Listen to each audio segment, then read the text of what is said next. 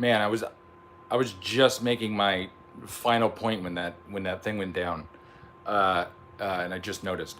Um, we should. It's time to advance this conversation uh, about uh, you know gender and sex um, in a new direction that kind of acknowledges all sides of everything. So, in other words, you know, it isn't as simple as just having the kind of feminist lens on everything, which seems to reduce everything down to men are always some way the ones who are advantaged, and women are always the ones who are disadvantaged. And frankly, I've noticed that some women, if they suck, will use that as a way to justify all kinds of really gross behavior, like that guy. See, look, I'm watching him right now. He talks about how he's used, that women tried to embezzle money from him. Just the way he's looked down on. Like, women can be extremely vicious. To dudes, especially guys, are like that. Like uh, it's obvious when he tells the story about people telling him he should go die and stuff. Like, he's not kidding. People have said that to him. So I don't think, we talk about the most extreme cases of everything. So, I've I've even been, one of the people who has uh, been hyperbolic and very simplistic in speaking about feminism or social justice warriors and all that kind of stuff. Certainly a couple years back, but I dug into it more, and I've kind of been like, okay, Max, like, what's going on here? What are people trying to say? And then I listen and listen and listen more, and eventually you start to understand, or at least I think I'm like, okay, now I understand where this is coming from. And the most extreme examples of feminism, like the things that are on viral videos or whatever, that's not what most people are like.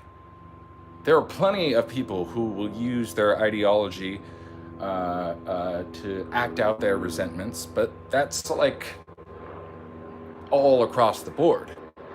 Um, and I think there's this tendency, especially right now, with how polarized everything is. There's this tendency to take the edge case, like the most extreme case, and make that representative of like the norm, and make that seem as though it's the standard within the group.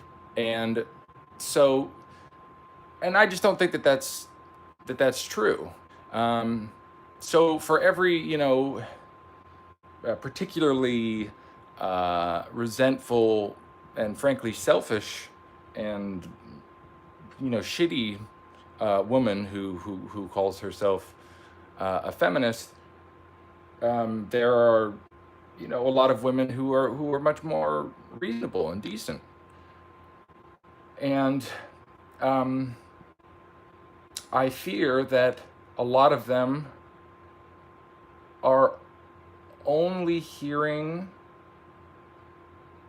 There's a false dichotomy that's been created that says it's either you're a feminist and everything is men's fault, or you want to go back to the way, like traditional gender roles, and men should be in charge and women should be in the kitchen and all this stuff. It's like, that is such a stupid false dichotomy. What we should do is have a mature contemporary discussion of the differences in men and women's experiences, and not be dismissive of either. To actually like try to listen, and regardless of where you are on any of these issues, it is not only going to be about how things will benefit you and about how the nature of society and being itself needs to be restructured in order to make you feel better. um, it also is going to come down to what sacrifices you have to make, and that's, and I'm saying this as somebody who's telling that to themselves. uh, and also I think it's important to note that, you know, if we're talking about incels or whatever, in a similar way that, you know, you can take the most like heinous a feminist, you know, like, because there's not one feminism, there's like feminisms. Say, let's take one of the more toxic breeds of feminism, and put it into the head of somebody who's already, you know, kind of not a good person to begin with, and you create kind of a monster. In the same sense, I think, you know, incels in and of themselves, I bet you, well, I can promise you that for every person who is just filled with nothing but hate and rage against women and all of that stuff, um, uh, there are a bunch more guys who are just kind of quietly suffering. And I know it's hard for women to understand that it is suffering. Like, not ha- having women reject you always or look down on you is not just something. It's not purely some societal thing that we made up. It's not, well, men who don't have sex. I've heard feminists say this. We should be telling men who don't have a lot of sex that it's okay, that society values them too. It's like, sorry, that's not going to cut it. That's like saying, um, you know, we should tell.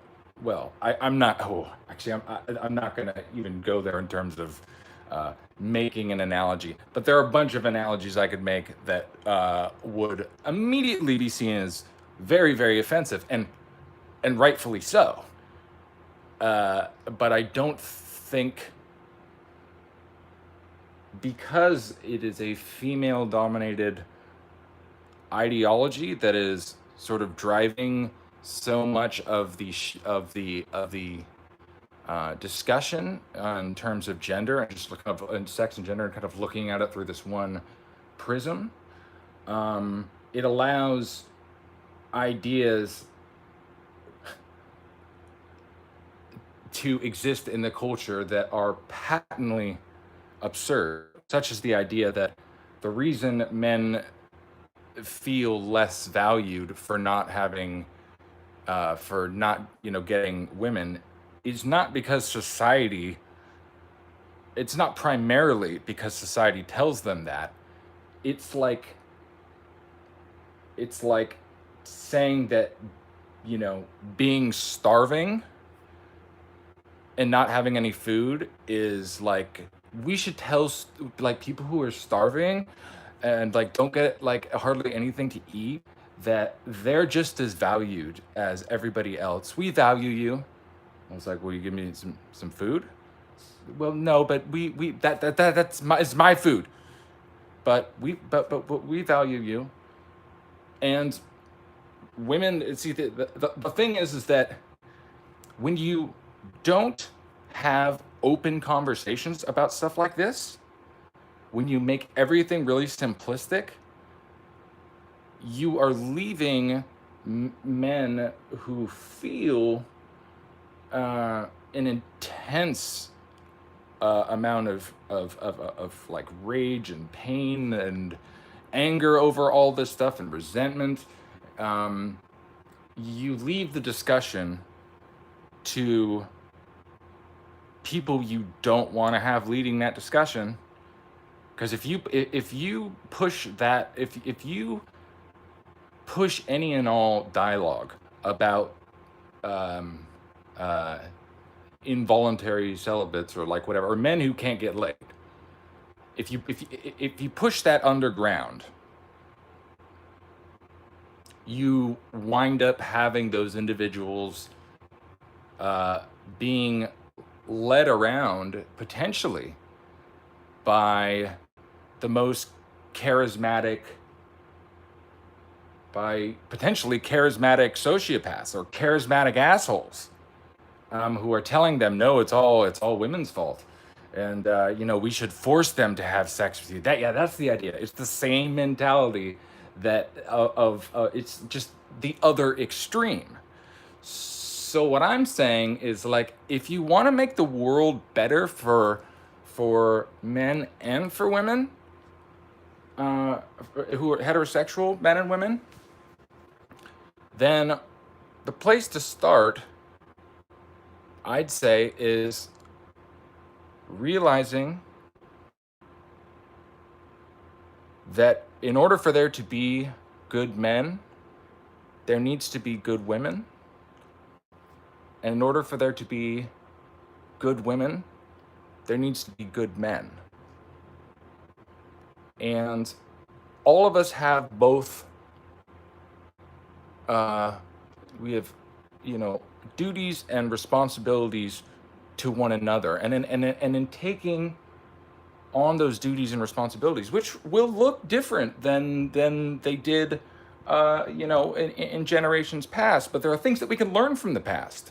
We don't want to just throw all that out. Like, we think we're so smart and so enlightened now. It's like, no, we're not. No, we're not. So why were things the way that they were? We don't want to go back to that, but let's look at that, and then let's also look at the our modern circumstances and the way things have changed and the way things that we've evolved, and figure out, okay, how can we figure something out to where the fewest amount of people uh, feel, oh, I can't believe I'm saying this, feel marginalized, or alienated from the opposite sex. And that should be both men and women. This is the thing I'm trying to knock home right now. YouTube and social media and stuff like that. It very much feeds off people's, oftentimes, our worst impulses, our rage and our hatred and stuff like that, because those things are very easy to access. They're passionate emotions. And if you are able to tap into those, as so many corporations of the corporate media now does, and all of us, including me, on Twitter, making these snarky remarks and telling people how reprehensible they are, so we get more followers and more hits and stuff like that. And people behaving completely selfishly and trying to pretend like they have the moral high ground. Let's start with this. None of us have the moral high ground. Start with that. Let's start with some humility. And I'm saying that as somebody who really has to work on that themselves.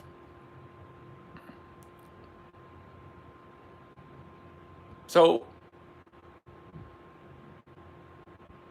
we do need to move forward in so many different ways.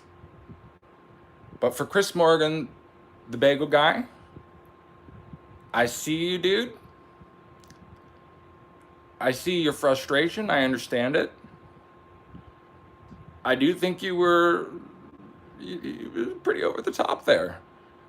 Just saying. But I get it. I do get it. And I think that while you may not be it was maybe unwise to call yourself the Martin Luther King of short people. Don't say stuff like that. But I think that this is a case that will allow us to, hi Daniel,